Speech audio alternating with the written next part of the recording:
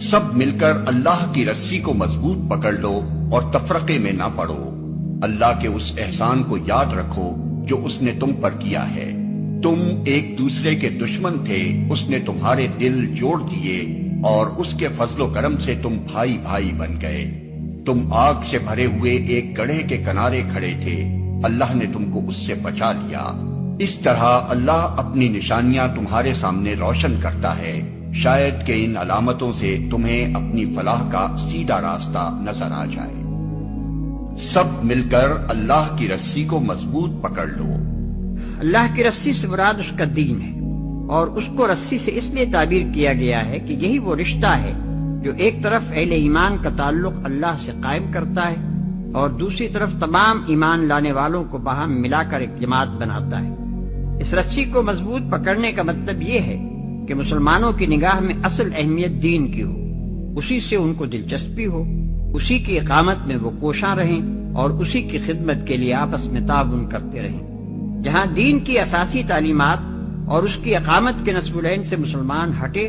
اور ان کی توجہات اور دلچسپیاں جزیات و فروع کی طرف منعطف ہوئیں، پھر ان میں لازماً وہی تفرقہ و اختلاف رونما ہو جائے گا جو اس سے پہلے انبیاء علیہ السلام کی امتوں کو ان کے اصل مقصد حیات سے منحرف کر کے دنیا اور آخرت کی رسوائیوں میں مبتلا کر چکا ہے۔ اللہ نے تم کو اس سے بچا لیا۔ یہ اشارہ ہے اس حالت کی طرف جس میں اسلام سے پہلے اہل عرب مبتلا تھے۔ قبائل کی باہمی عداوتیں، بات بات پر ان کی لڑائیاں اور شب و روز کے کشت و خون، جن کی بدولت قریب تھا کہ پوری عرب قوم نیست و نابود ہو جاتی، اس آگ میں جل مرنے سے اگر کسی چیز نے انہیں بچایا تو وہ یہی نعمت اسلام تھی۔ یہ آیات جس وقت نازل ہوئی ہیں اس سے 3-4 سال پہلے ہی مدینے کے لوگ مسلمان ہوئے تھے، اور اسلام کی یہ جیتی جاگتی نعمت سب دیکھ رہے تھے کہ اوس اور خزرج کے وہ قبیلے جو سال ہا سال سے ایک دوسرے کے خون کے پیاسے تھے، باہم مل کر شیر و شکر ہو چکے تھے، اور یہ دونوں قبیلے مکہ سے آنے والے مہاجرین کے ساتھ ایسے بے نظیر ایثار و محبت کا برتاؤ کر رہے تھے جو ایک خاندان کے لوگ بھی آپس میں نہیں کرتے۔ شاید کہ ان علامتوں سے تمہیں اپنی فلاح کا سیدھا راستہ نظر آ جائے۔ یعنی اگر تم آنکھیں رکھتے ہو تو ان علامتوں کو دیکھ کر خود اندازہ کر سکتے ہو کہ آیا تمہاری فلاح اس دین کو مضبوط تھامنے میں ہے یا اسے چھوڑ کر پھر اسی حالت کی طرف پلٹ جانے میں جس کے اندر تم پہلے مبتلا تھے۔ آیا تمہارا اصلی خیرخواہ اللہ اور اس کا رسول ہے یا وہ یہودی اور مشرک اور منافق لوگ جو تم کو حالت سابقہ کی طرف پلٹا لے جانے کی کوشش کر رہے ہیں؟ کہیں تم ان لوگوں کی طرح نہ ہو جانا جو فرقوں میں بٹ گئے اور کھلی کھلی واضح ہدایات پانے کے بعد پھر اختلافات میں مبتلا ہوئے۔ جنہوں نے یہ روش اختیار کی وہ اس روز سخت سزا پائیں گے۔ پھر اختلافات میں مبتلا ہوئے۔ یہ اشارہ ان امتوں کی طرف ہے جنہوں نے خدا کے پیغمبروں سے دین حق کی صاف اور سیدھی تعلیمات پائیں، مگر کچھ مدت گزر جانے کے بعد اساس دین کو چھوڑ دیا اور غیر متعلق ضمنی و فروعی مسائل کی بنیاد پر الگ الگ فرقے بنانے شروع کر دیے۔ پھر فضول و لایانی باتوں پر جھگڑنے میں ایسے مشہور ہوئے کہ نہ انہیں اس کام کا ہوش رہا جو اللہ نے ان کے سپرد کیا تھا، اور نہ عقیدہ و اخلاق کے ان بنیادی اصولوں سے کوئی دلچسپی رہی جن پر در حقیقت انسان کی فلاح و سعادت کا مدار ہے۔ کہو وہ اس پر قادر ہے کہ تم پر کوئی عذاب اوپر سے نازل کر دے یا تمہارے قدموں کے نیچے سے برپا کر دے یا تمہیں گروہوں میں تقسیم کر کے ایک گروہ کو دوسرے گروہ کی طاقت کا مزہ چکھوا دے۔ دیکھو ہم کس طرح بار بار مختلف طریقوں سے اپنی نشانیاں ان کے سامنے پیش کر رہے ہیں، شاید کہ یہ حقیقت کو سمجھ لیں۔ جو لوگ عذاب الہی کو اپنے سے دور پا کر حق دشمنی میں جرت پر جرت دکھا رہے تھے، انہیں متنبہ کیا جا رہا ہے کہ اللہ کے عذاب کو آتے کچھ دیر نہیں لگتی۔ ہوا کا ایک طوفان تمہیں اچانک برباد کر سکتا ہے، زلزلے کا ایک جھٹکا تمہاری بستیوں کو پیوند خاک کر دینے کے لیے کافی ہے۔ قبیلوں اور قوموں اور ملکوں کی عداوتوں کے میگزین میں ایک چنگاری وہ تباہی پھیلا سکتی ہے کہ سال ہا سال تک خونریزی و بدامنی سے نجات نہ ملے۔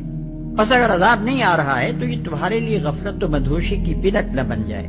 کہ مطمئن ہو کر صحیح و غلط کا امتیاز کیے بغیر اندھوں کی طرح زندگی کے راستے پر چلتے رہو۔ غنیمت سمجھو کہ اللہ تمہیں مہلت دے رہا ہے اور وہ نشانیاں تمہارے سامنے پیش کر رہا ہے جن سے تم حق کو پہچان کر صحیح راستہ اختیار کر سکو۔ جن لوگوں نے اپنے دین کو ٹکڑے ٹکڑے کر دیا اور گروہ گروہ بن گئے، یقیناً ان سے تمہارا کچھ واسطہ نہیں۔ ان کا معاملہ تو اللہ کے سپرد ہے، وہی ان کو بتائے گا کہ انہوں نے کیا کچھ کیا ہے۔ یقیناً ان سے تمہارا کچھ واسطہ نہیں۔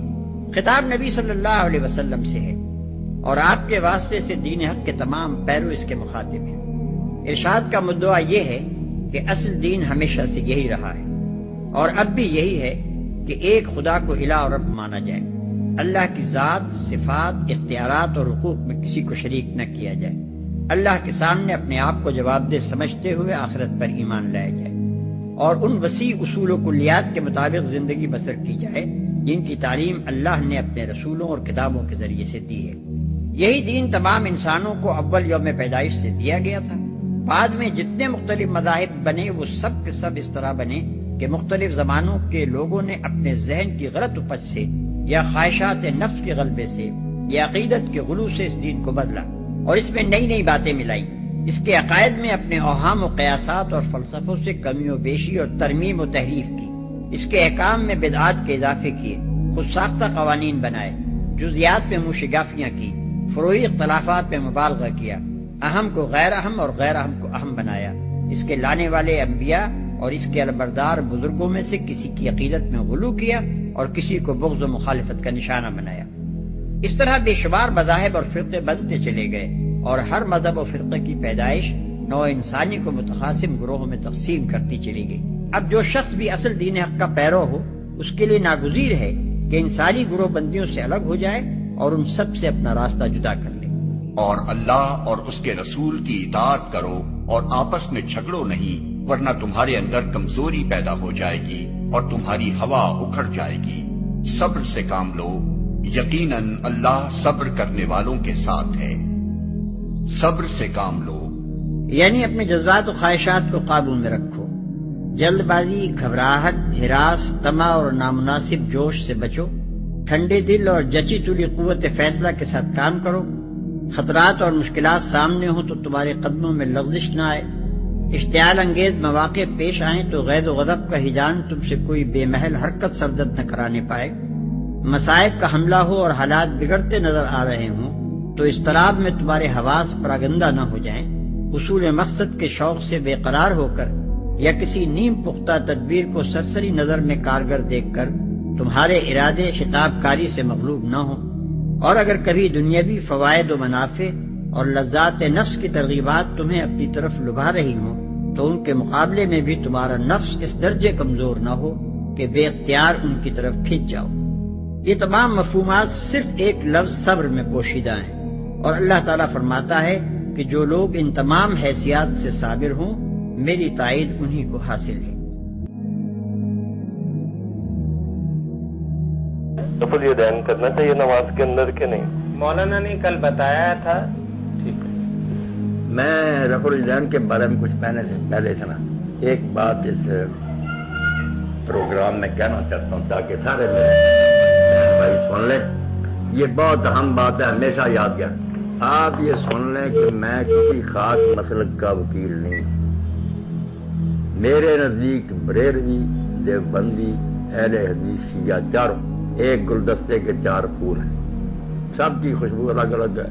میں یہ سنی سنائی باتیں نہیں کرتا ہے، ان کا سب کچھ میں نے پڑھا، میرے پاس ڈھیروں ہے۔ اس کے بعد میں کہتا ہوں کہ ان میں کافر نام کی کوئی بات نہیں، یہ سب مسلم ہیں، اللہ کے رسول کے پروانے ہیں، دین کے دیوانے ہیں، سمجھنے میں کوئی غلط فہمی کسی کو اگر ہوگی کوئی بات نہیں، جہاں تو اس کا علم تھا اس نے اپنا علم استعمال کیا، اللہ اس کی نیت کے مطابق۔ اس لیے ایک تو یہ جو نا کہ میں ان میں سے کسی کو برا کہوں یہ توقع مجھ سے نہیں رکھنی چاہیے، یہ بالکل مسلم ہے، ان کا احترام کرتا ہوں، ان کے علماء کا عزت سے نام لیتا ہوں۔ دوسری بات کہ جو کچھ میں کہتا ہوں وہ وہی الہی نہیں ہے کہ مجھ پر کوئی معذلہ وہی آپ جی میرا کہنا جو حرف آخر ہے، میں بھی ایک انسان ہوں، جو میں نے پڑھا وہ میں پیش کرتا ہوں، غلط بھی ہو سکتا، دوسرے لوگ اپنی رائے بھی رکھ سکتے ہیں، مگر اس پروگرام میں جدل اور مناظرہ نہیں ہونا چاہیے کہ بعض مذہبی لوگ جو ہے وہ بحث شروع کر دیتے ہیں جیسے وہ مدرسوں میں آتی ہے، اس بحث کے لیے دوسرا فورم ہے کہ میری مسجد میں آئیں، بیٹھیں گے، ان کی دلیلیں بھی سنیں گے، وہ میری سنیں، یہاں صرف پوچھا کریں نا جو میں نے کہہ دیا اس پر بات ختم۔ اس پر اگر آپ نے دلائل لینے ہیں، گفتگو کرنی ہے تو مسجد میں تشریف لے آئیں جمعرات کو یا جمعہ کے دن رمضان شریف کے بعد، انشاءاللہ بیٹھ کر میں اپنے بھائی کی سنوں گا، وہ میری سنے ساری دلیلیں دیکھ لیں گے. آپ سارے میرے بھائی ہیں، مسلم ہیں،